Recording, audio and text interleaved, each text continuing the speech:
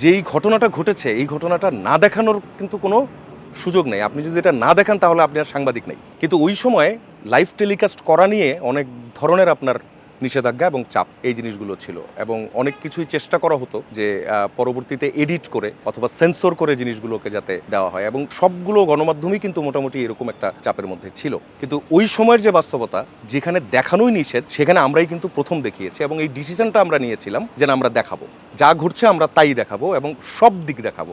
আমরা কিন্তু একদম প্রফেশনাল জায়গা থেকেই জিনিসগুলো কভার করছিলাম। সো শুরুর দিক থেকে আমরা প্রফেশনালি কাজগুলো করে যাচ্ছি এবং একটা সময়ে আমরা দেখলাম যে মানুষ আমাদের কাজগুলোকে সবচেয়ে বেশি পছন্দ করছে। আচ্ছা, তাহলে কি অন্যদেরটা অপছন্দ করছে? না, দেখা গেল অন্যরা দেখাচ্ছেই না, কিন্তু আমরা দেখাচ্ছিলাম। আমরা কীরকম দেখাচ্ছিলাম? যেমন ধরেন একই সঙ্গে স্টুডেন্টদের আন্দোলন, অ্যাট দ্য সেম টাইম আপনার প্রত্যয় স্কিম নিয়ে একটা আন্দোলন চলছিল শিক্ষকদের।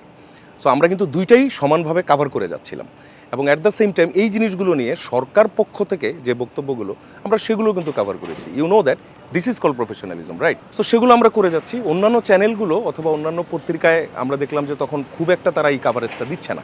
তারা কিন্তু রিপোর্টাররা ঠিকই মাঠে থেকে কাভার করছেন, কিন্তু সেগুলো আর প্রচার অথবা প্রকাশ হচ্ছিল না।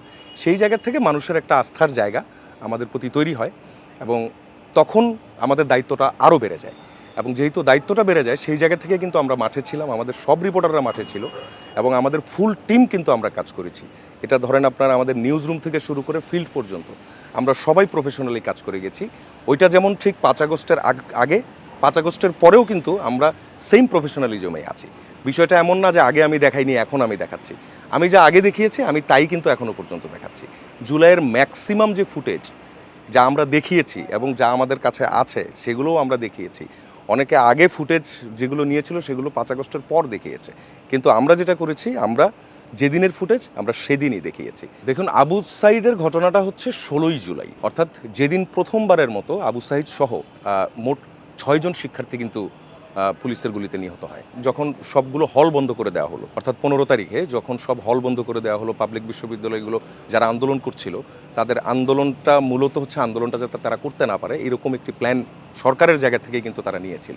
সেই জায়গায় পরবর্তীতে শিক্ষার্থীরা তো সেই সিদ্ধান্ত মানেনি, তারা তাদের আন্দোলন চালিয়ে গিয়েছে। 16 তারিখে আবু সাঈদের যে ইনসিডেন্টটা, আমাদের রিপোর্টার মাজহার মান্নান ছিলেন, আমাদের রংপুরের রিপোর্টার, তখন আমরা ছিলাম নিউজ রুমে, আমরা এখান থেকে কন্ট্যাক্ট করেছি। মাজহার মান্নান তো আগের থেকে জানতেন না যে এমন কিছু একটা হবে, সে তো কাভার করছিলেন পুরো ঘটনাটা, বিক্ষোভটা তিনি কাভার করছিলেন এবং এক পর্যায়ে যখন পুলিশের সঙ্গে সংঘর্ষটা হয় স্বাভাবিকভাবে আমাদের সব রিপোর্টারই কিন্তু সঙ্গে সঙ্গে আমরা লাইভের জন্য স্ট্যান্ড বাই হয়ে যাই। কিন্তু ওই সময়ে লাইভ টেলিকাস্ট করা নিয়ে অনেক ধরনের আপনার নিষেধাজ্ঞা এবং চাপ এই জিনিসগুলো ছিল এবং অনেক কিছুই চেষ্টা করা হতো যে পরবর্তীতে এডিট করে অথবা সেন্সর করে জিনিসগুলোকে যাতে দেওয়া হয় এবং সবগুলো গণমাধ্যমই কিন্তু মোটামুটি এরকম একটা চাপের মধ্যে ছিল। আমাদের বিষয়ে যেটা হয়েছে সেটা হচ্ছে আমরা ওই ফুটেজটা পাওয়ার সঙ্গে সঙ্গে এবং যেই ফুটেজটাতে হচ্ছে যে আমরা দেখতে পাচ্ছি যে আবু সাঈদকে গুলি করছে এবং আবু সাঈদ সামনে দাঁড়িয়ে আছে এবং এই যে দৃশ্যটা কিন্তু শুধু আমাদের রিপোর্টার ওইখানে ছিলেন তা না, আরও রিপোর্টাররা ছিলেন, তারাও ওই ফুটেজটা ধারণ করেছেন। কিন্তু এটা অন এয়ার আমরা সবার আগে করি, কারণ এটা আমাদের ডিসিশন ছিল যে যা হবে আমরা তাই দেখাবো এবং যেই ঘটনাটা ঘটেছে এই ঘটনাটা না দেখানোর কিন্তু কোনো সুযোগ নেই। আপনি যদি এটা না দেখান তাহলে আপনি আর সাংবাদিক নেই অথবা আপনি আর সংবাদ মাধ্যম নাই। আপনার কাছে মানুষ আপনাকে টিউন করে মানুষ কেন দেখবে, অথবা আপনার ইউটিউব অথবা আপনার ফেসবুক পেজটা মানুষ কেন দেখবে? আপনি তার প্রতি মুহূর্তের যে খোরাক আপনি সেটা মেটাচ্ছেন। একটা ঘটনা ঘটেছে আমরা সেই ঘটনাটা দেখাবো না, এটা তো হইতে পারে না। পরিস্থিতিটা যদি স্বাভাবিক থাকতো, আবু সাঈদ কেন, আমরা অনেকগুলো ঘটনাই ইভেন আবু সাঈদকে দিয়েই আমরা সে সরাসরি লাইভ টেলিকাস্ট করতে পারতাম, কিন্তু ওই সময়ের যে বাস্তবতা যেখানে দেখানোই নিষেধ সেখানে আমরাই কিন্তু প্রথম দেখিয়েছি এবং এই ডিসিশনটা আমরা নিয়েছিলাম যে আমরা দেখাবো, যা ঘটছে আমরা তাই দেখাবো এবং সব দিক দেখাবো। সরকার পক্ষের যে বক্তব্যগুলো ছিল, সরকার পক্ষের যে অ্যাক্টিভিটিসগুলো ছিল আমরা কিন্তু সেগুলো দেখিয়েছি সমানভাবে।